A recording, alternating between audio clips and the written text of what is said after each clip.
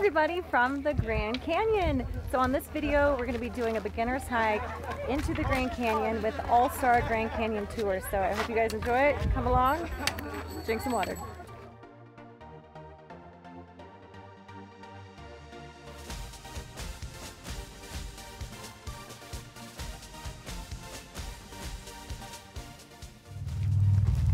Okay, so the hike begins.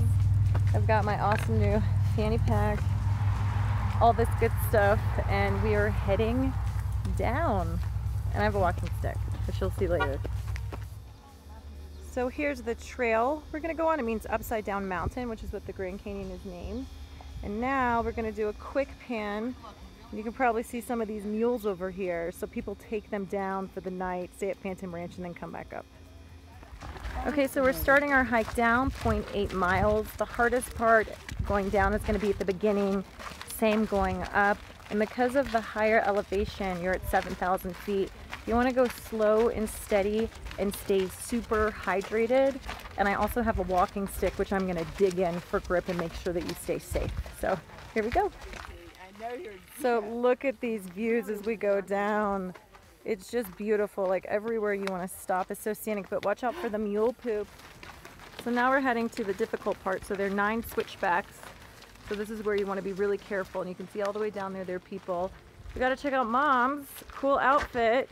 Give me a little fashion show, because this is her dream to do the Grand Canyon. So thanks to All-Star Grand Canyon Tours, we're doing it. So this is what we were talking about with the Mule Crossing. So you see them, get out of their way, but they sure are cuties that poop a lot. Hard working. Hard working. This guy's a boss in the back. I love it. Coming around. Hey, buddy. Hello.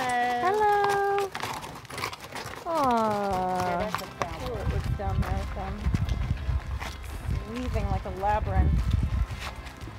And only 10 to 15 go down a day, so it's a hot commodity. So these guys are doing lots of repair, so it's a lot of upkeep. You can imagine why, and just another spectacular view over here. So now we've hit the easier part, but that's a warning that you should not try to go too far, because we've only gone like 0.2 miles and it feels like forever. So slow and steady. You cannot go to the Colorado River and back in a day. You may feel tired, guys, but can we just look at what I'm looking at as I go down? So suck it up and enjoy the view. Okay, guys, so just to give you an idea, that red area jutting out called the red wall, that's just halfway down all the way. So this is pretty crazy, the views. Another 10 to 15 minutes and then also they're cool fossils that you can check out as you walk down. Brachiopods, am I butchering that? Brachiopods, you got I it. slayed it, look at that, you guys. You guys know how I feel about purple, check that out. The prickly pear cactus is just starting to bloom.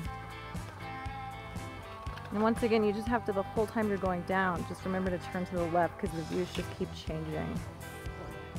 So here's a beautiful lookout point. I'm gonna try to take a picture afterwards. And we're learning that a great way to stay cool is spray your neck, because your body is just soaking up. Like, look at you, you're such a great model. Killing it.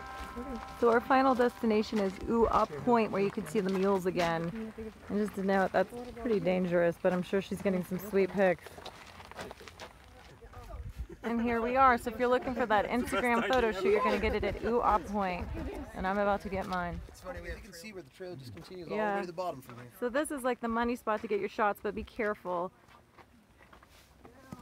And ooh and ah. Okay, so now it's time for lunch. So just to let you guys know, I've only hiked 0.8 miles down, and that's crazy. How much? This is 0.8 miles, so it feels like a lot longer. So make sure you guys drink lots of water and eat, but you don't want to drink sugary stuff. That's bad for you. Salt is actually better. Let's talk about lunch with a view.